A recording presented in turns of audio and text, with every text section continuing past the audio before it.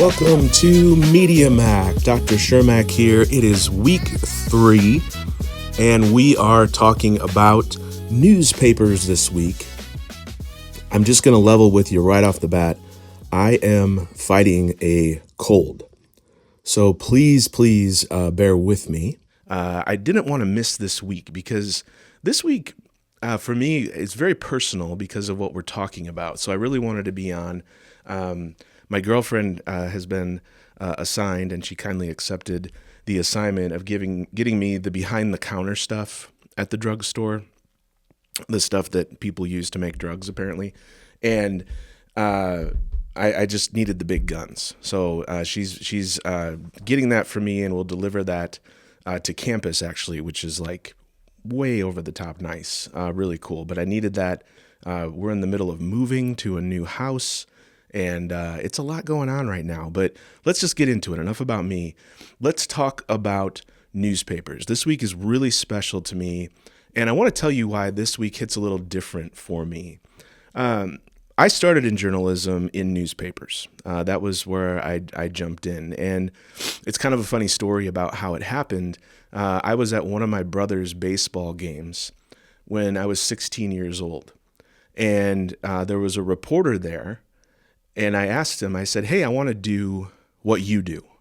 I want to do what you do. I'm interested in that for a career. And he's like, well, we actually need some help. And I was kind of stunned. And he asked me if I could send over a writing sample. And I was a pretty good writer, but I hadn't really done any journalistic writing necessarily to that point. So I sent him over a writing sample. And he responded and said, hey, can you cover a track meet next week? And of course I said yes. I had no idea. I don't even know if I still do have any idea how to write about a track meet, but I took the job and I went and did it. And I started working as a general assignment reporter for the Harbor Country News. That's in New Buffalo, Michigan, back near my hometown of St. Joseph.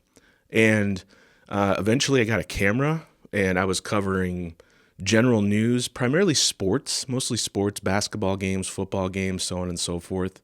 It was really great. I was really a kid, but when people were going to like football games on Friday nights and then over to people's houses for parties after, I was covering games and writing stories. I was going to the newsroom. And it's really where my love of journalism grew exponentially. I later went on to work for the South Bend Tribune in South Bend, Indiana. And, that's a bigger newspaper, bigger stage. And that was really great. I got to work with David Haw, who is now a sports talk radio host in Chicago, as well as the great Ken Fox over there at the South Bend Tribune. And then I went on to work. I did some freelance work and worked as a media relations analyst, so still in journalism.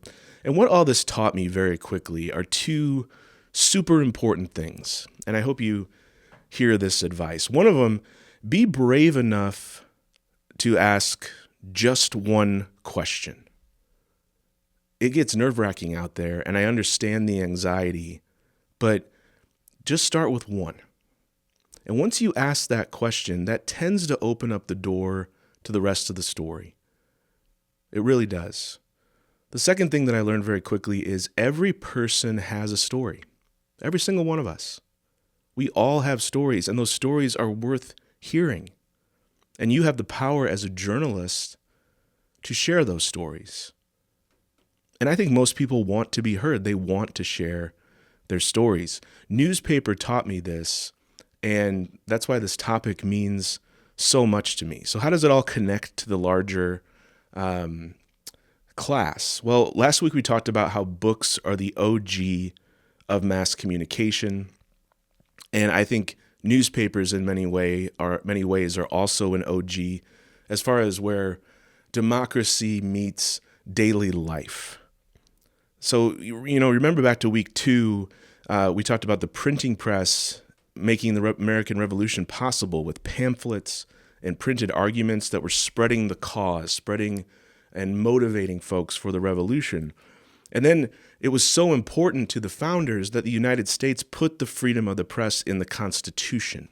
That was for a reason. And a lot of that stems back to newspapers. Newspapers were the foundational vehicle for building the system that holds power accountable.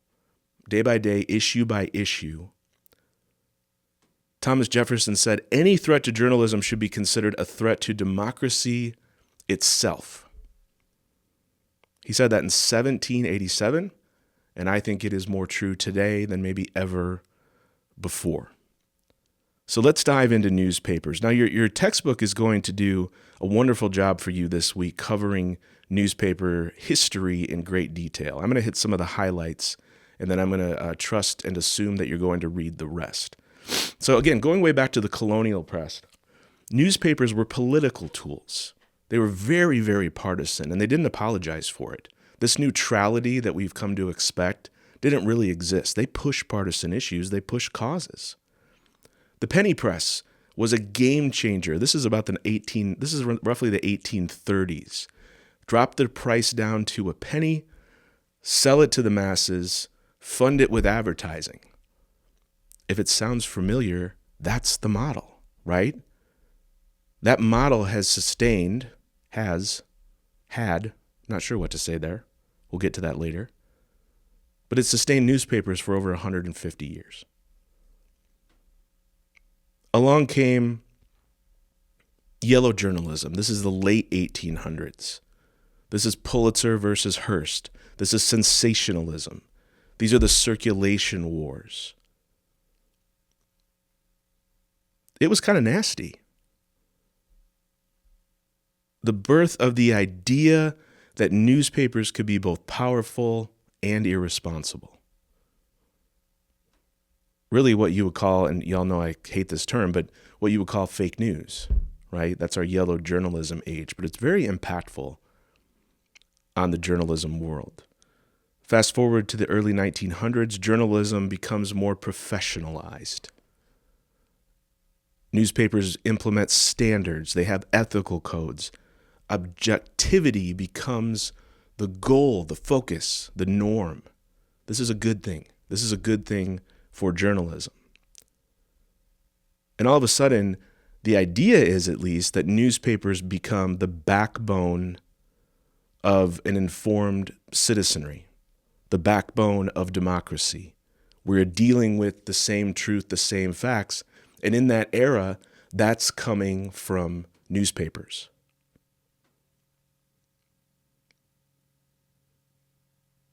Go to the mid-1900s. All right, we're kind of in a golden age of newspapers. They're powerful, they're profitable, they're viewed as essential. You have things happen like Watergate, the Pentagon Papers. You can read more about those in the textbook. Look them up on your own.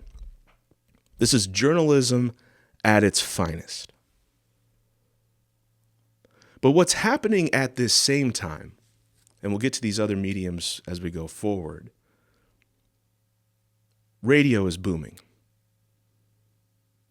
And radio had its golden age in the late 20s, 1930s, and it was viewed as a newspaper killer. Didn't quite do that.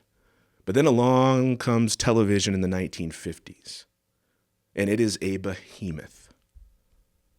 It is a beast. And everyone said that the television was going to kill off newspapers. It kind of gets into this fear that we've been talking about a little bit the first 2 weeks. Newspapers survived both. They survived both radio and television and continued to be very strong in our country.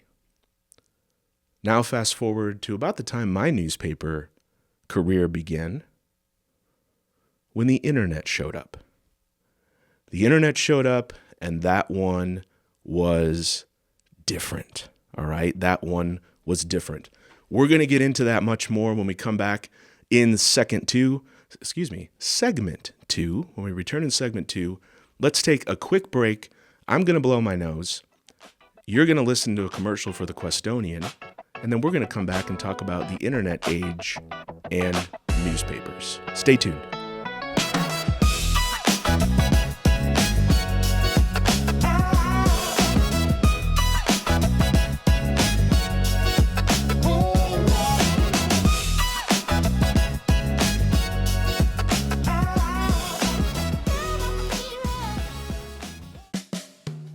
Stay connected to your campus. The Questonian has been Cuesta College's trusted news source since 1966. From breaking news to campus life, we cover the stories that matter to you. Follow us at The Questonian on Instagram, Facebook, and TikTok, or visit questonian.com.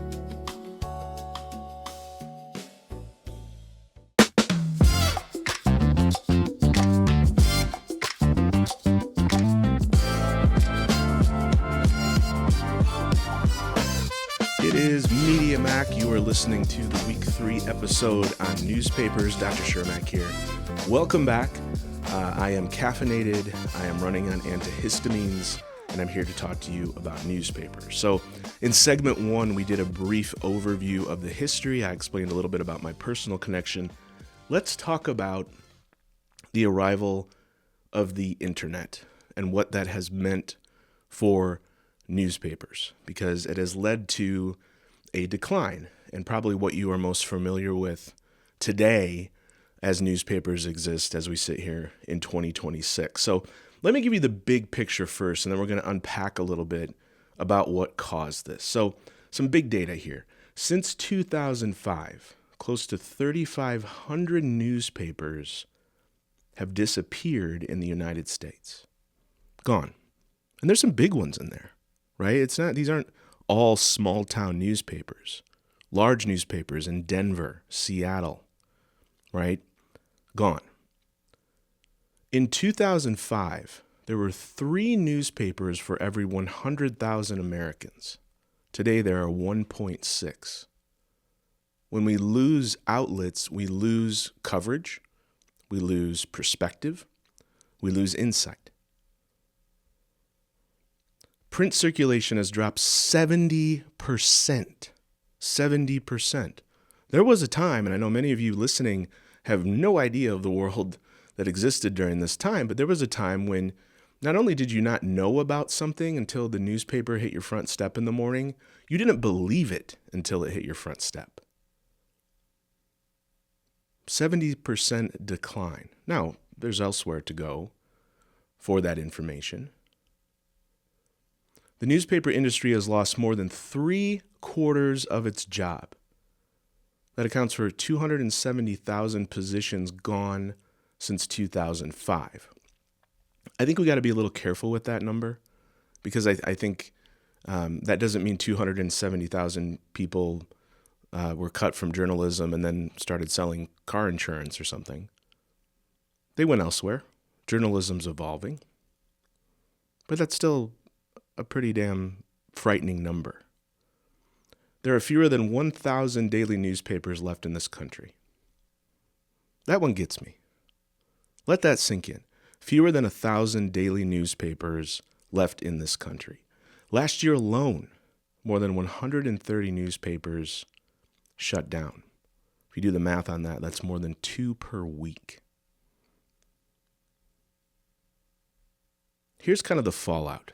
The fallout that has resulted in these stats, and you know I love my numbers. They've created news deserts. These are areas where there simply is not access to news. There are now 212 counties in the United States with 0 local news sources, none. Over 1,500 counties only have 1 source left. Usually that's a weekly newspaper.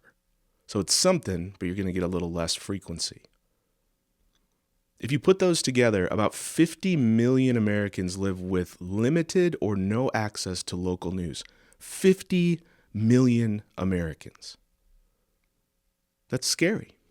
That's a huge chunk of our population in news deserts. News deserts tend to be poorer, more rural, less connected to the internet. Is this starting to sound familiar? Sounding familiar from week 1 discussions, sounding familiar with the books discussions. The people with the least access to information are losing more of it. We are not bridging those divides. So what really happens when communities lose local news? There's research out there that shows in these communities that lose local news, voter turnout drops. Fewer candidates run for office. Public participation declines. This weakens democracy in a moment where we don't need that. So what led to all this? It wasn't just one thing, right? It was a sequence of events, a series of events spread out over decades. People can easily just point to the internet and say that did it. But it may have been more of a nail in a coffin than the sole cause of the decline. You go back to the 1960s, 1970s, ownership is shifting from families to corporations. There's a long, great history of families owning newspapers. These publicly traded companies are looking for constant growth. So when they buy out newspapers, they start cutting newsrooms to protect their margins.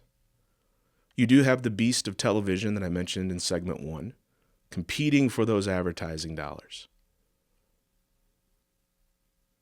When people are taking their money to television for their ads, where there's more eyeballs, more dynamic production opportunities, so on and so forth, newspapers lose money, they have to respond with more cuts.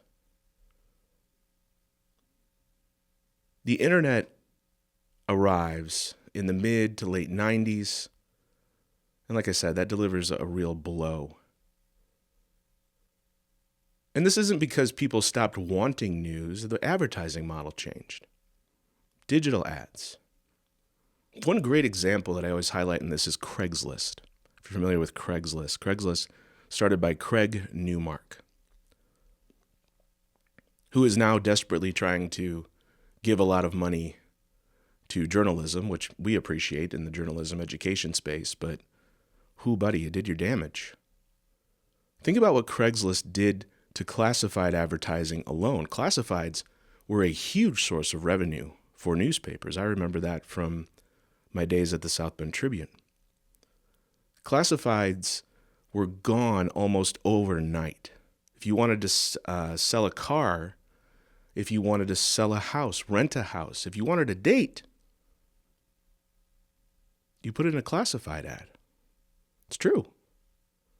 Craigslist came in and for free basically wiped that out. Very early on in the internet age, newspapers didn't know what to do with the internet. I was literally in newsrooms where people said, this whole internet thing's going to blow over. No big deal. It's a gimmick. And newspapers were giving away their content for free online. That mistake early on, they're still paying for it. If they're open to pay for it, they're still paying for it. Because we have this assumption that we are owed content for free. I can't read it. I had a paywall. Yeah, you did. And just when we were getting battered in the newspaper industry, along comes 2008, the financial crisis. And that accelerates everything. Revenue plummets, layoffs, closures. Some newspapers that had been profitable for decades, if not a century, went away, gone. This idea of too big to fail, they failed.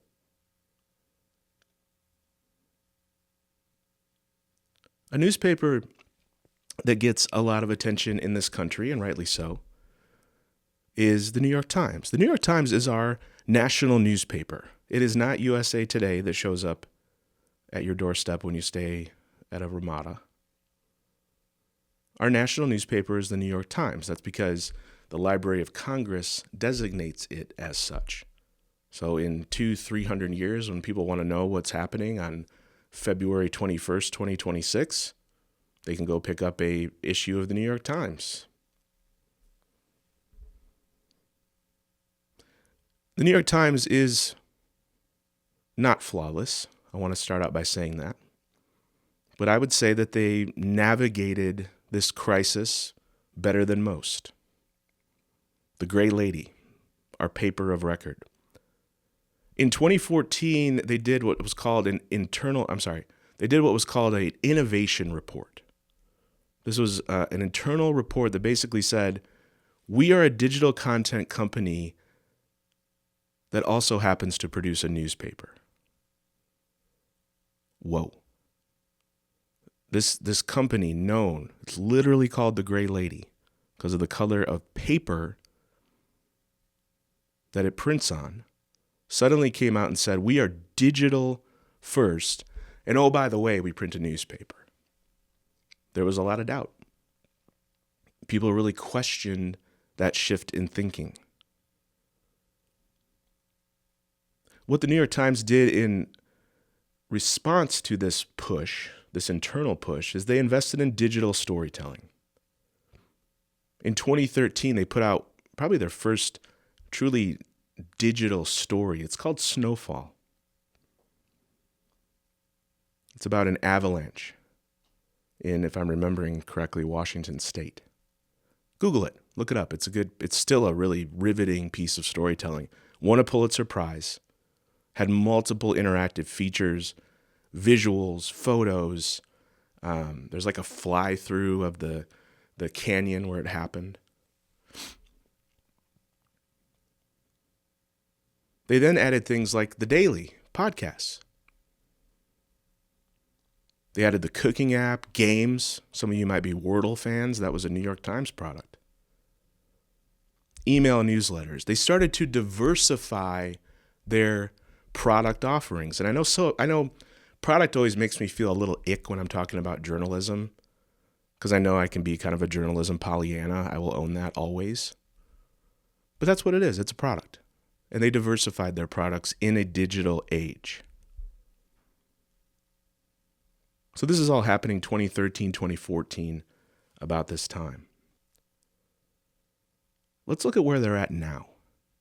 And mind you, during this time in 2013, 2010, I would say actually, 2010, there was a lot of talk. Are they going to go under? Are they going to go bankrupt? There's an excellent documentary out there called Page One. Page One. It gives you really good insight as to what is happening at the New York Times in this moment, just ahead of this innovation. So in 2010 or so, they're thinking this could be another bankrupt newspaper. They do the innovation report in 2013 or so. Here's where they are right now. As of this month here, February 2026, the New York Times just reported that they added 1.4 million digital subscribers in 2025 alone. They ended the year with 12.78 million total subscribers, and they believe they're on pace to hit 15 million next year. Fall 2025, fourth quarter revenue for 2025, it's the antihistamines, $802 million in the fourth quarter of 25. That's a 10% increase from the year before. Digital subscription revenue is up 14%. Digital ad revenue up 25%. So they're doing something right on the digital side. Those numbers don't lie. Their digital products are reaching audiences, myself included. Now, there's another side to this coin, of course.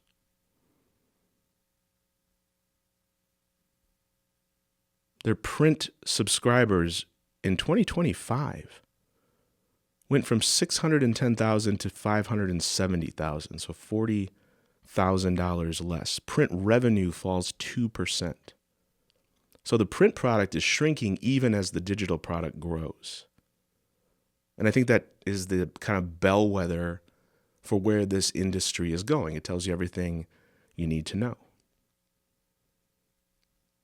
Now, the New York Times is an exception, not the rule, right? It shows that this sort of growth in digital is possible, but we can't, not mention that they have a global brand, they have massive resources, they have $1.2 billion in cash on hand, and they have a readership that, quite frankly, is willing and able to pay. Most local newspapers don't have any of that.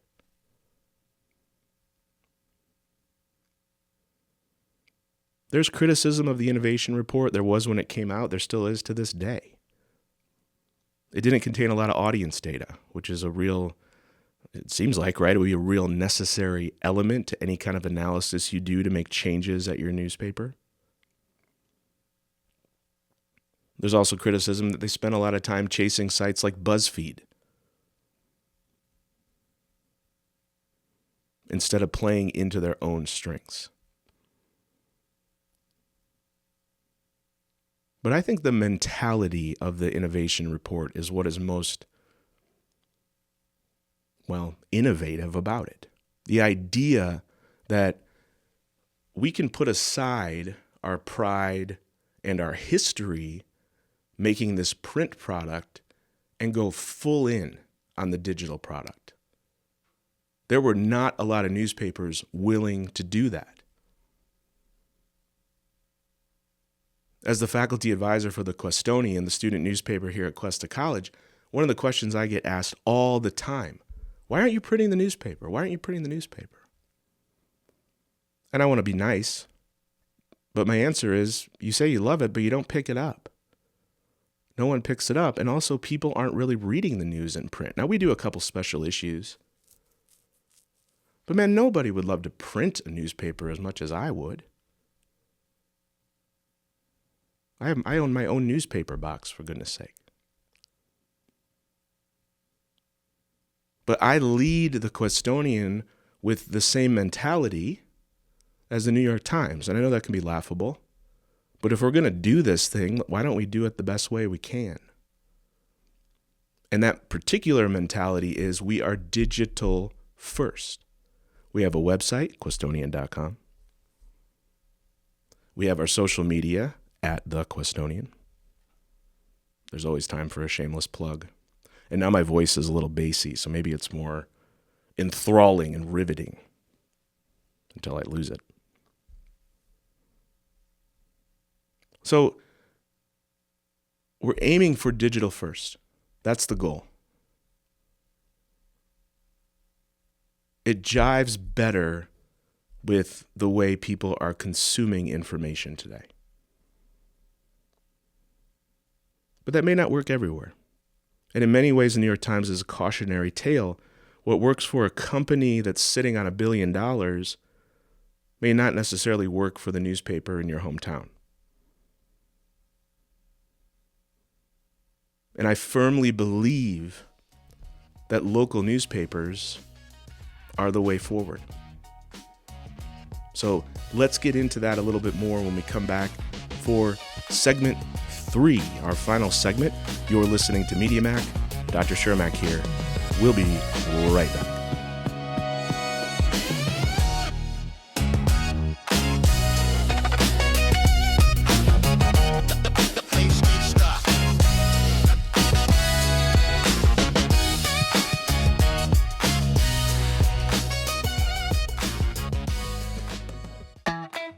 Want real journalism experience? Join the Questonian.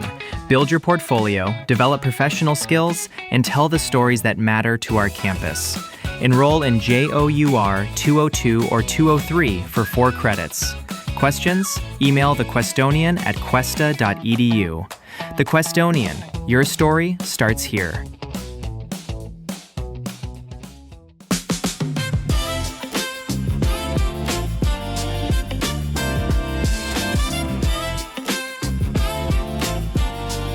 Welcome back. Segment 3 coming up for you here on Media Mac, the Week 3 episode.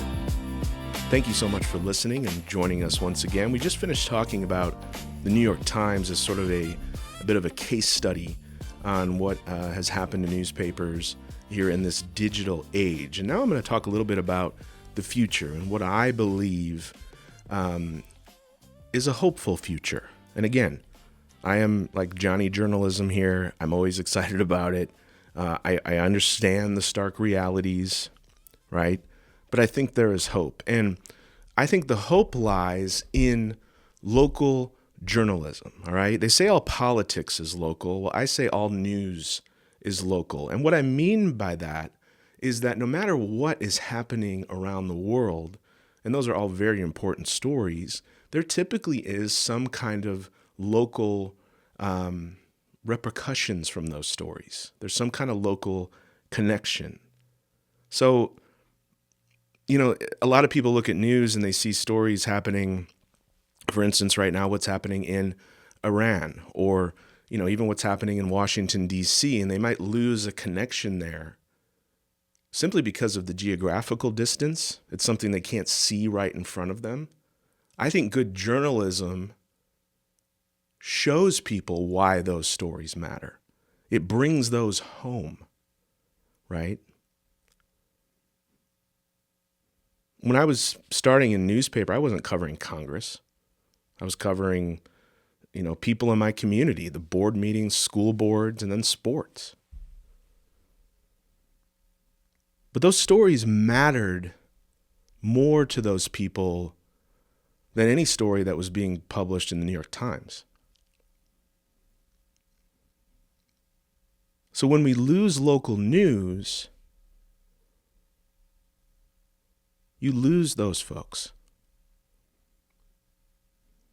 You lose the person whose job it is to show up at the meeting and ask the questions and take part in their community. And we can't do that. We can't afford to do that. We gave a lot of data in segment 2 about the downfall, right? I was giving you numbers in the thousands. But it's not all doom and gloom. Check this out. Over the past 5 years, more than 300 new local news startups have launched across the country. There is an entrepreneurial journalism movement taking place. And I think it's very exciting. These new outlets are digital first, they're newsletter based, small teams, hyper-focused on communities. This goes back to where newspapers used to be. As digital and innovative as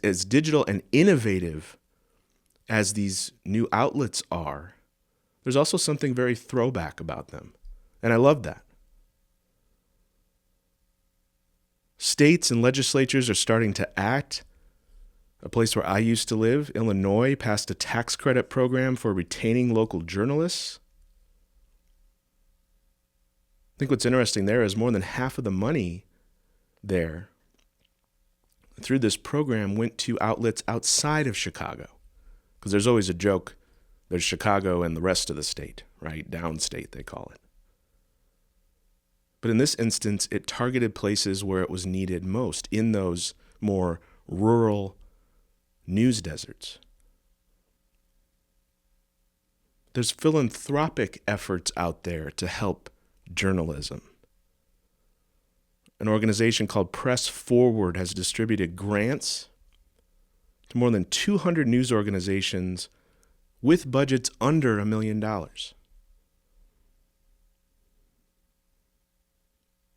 So there's some steps forward. The challenges exist, right? A lot of the news outlets, the funding for those news outlets are still concentrated in urban areas. We got to do better with our rural areas.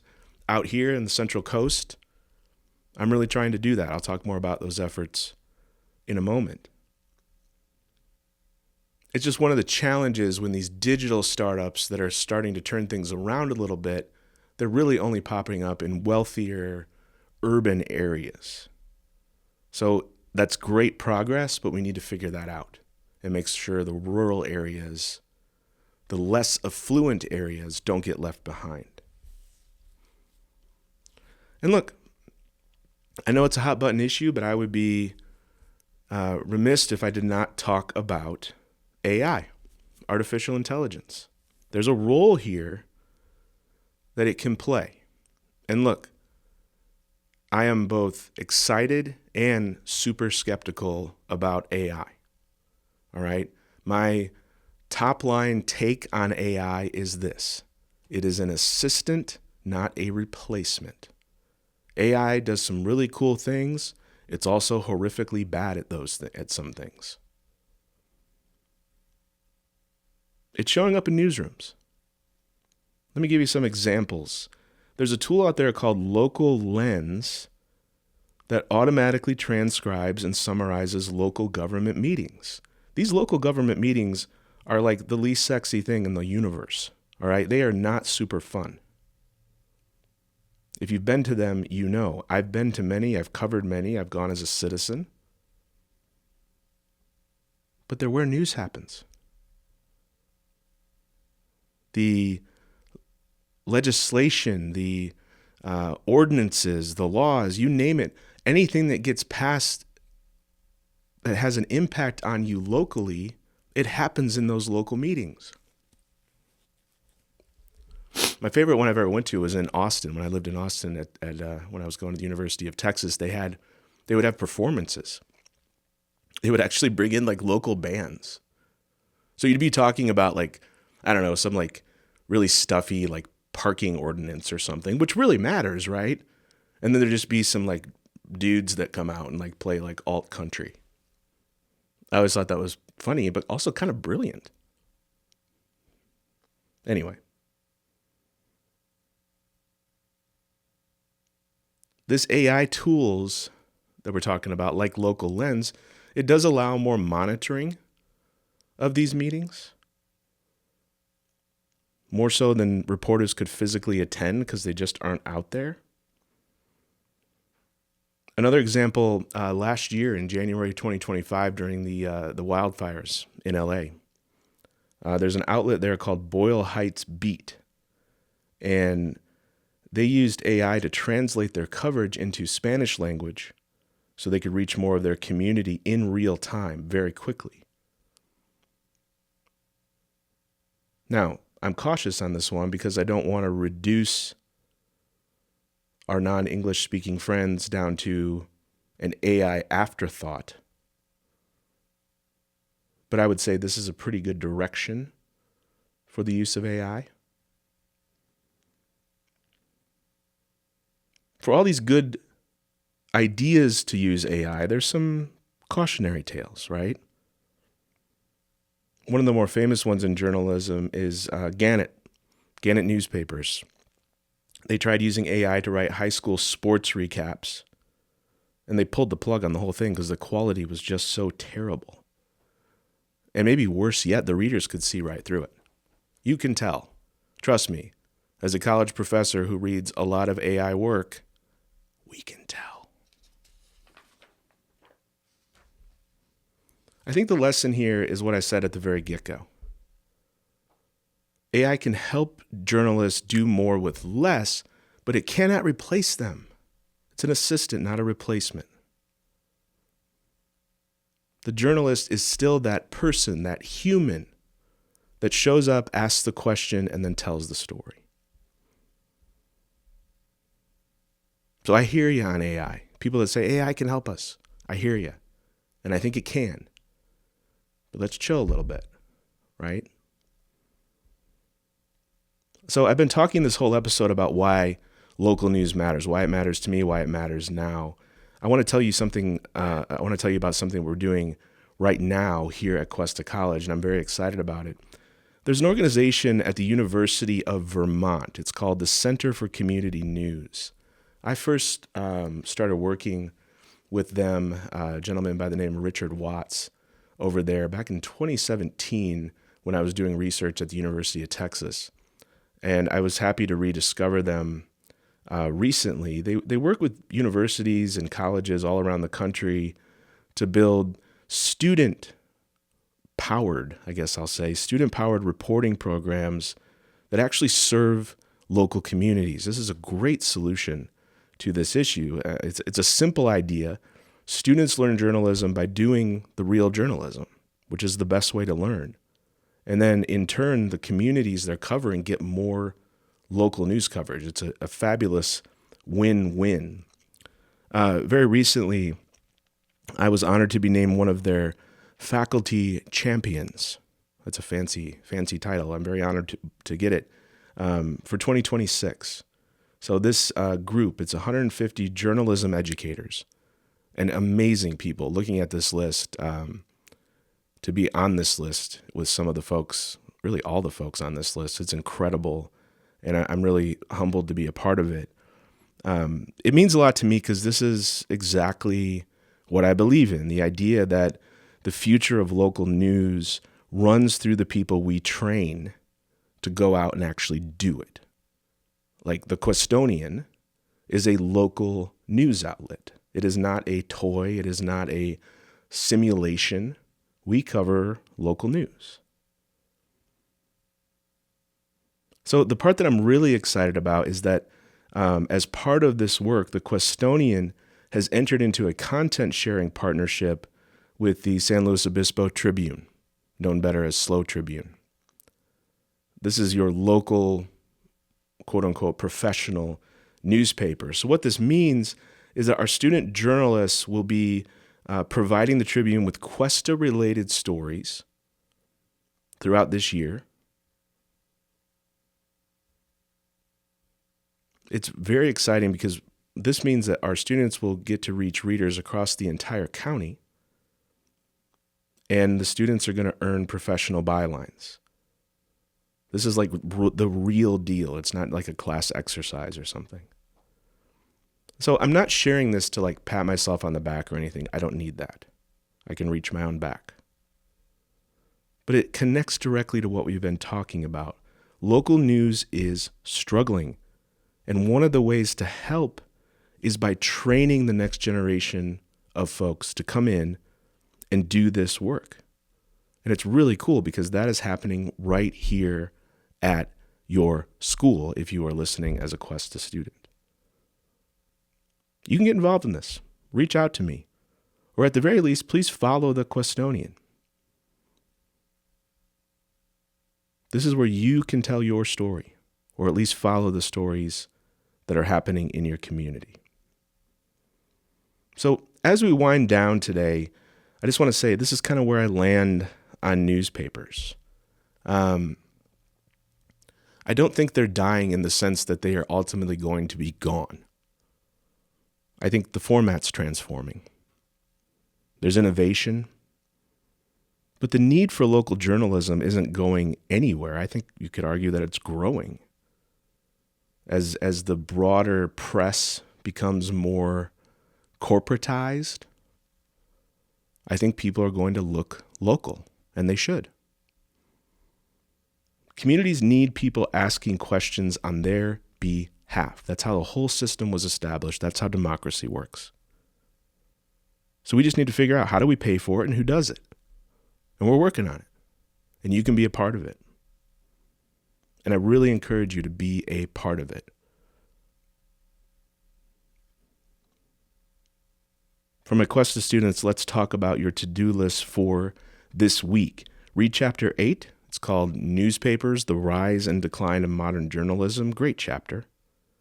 We'll have a discussion board. You can read the details of that on Canvas. First post by Thursday, response posts by Sunday as usual. And we're also starting this week our Read and React assignments. Full description of the Read and React assignments on Canvas, and then a reading that you'll do related to that on Canvas as well. And then also don't forget to take our Week 3 quiz. It covers this podcast, your chapter reading, and there'll be a couple of questions on current events. Just a little sneak peek ahead. Next week, we're going to talk about magazines. This is another medium that's trying to figure out how to survive in a digital world. And we'll go from there. Please reach out with questions. Thanks so much for listening. Thank you for listening to me and my passion on newspapers. It's where it all started for me, and I'm always happy to talk about it. Tune in for next week's episode. Until then, take care of yourselves and those around you. So long, everybody.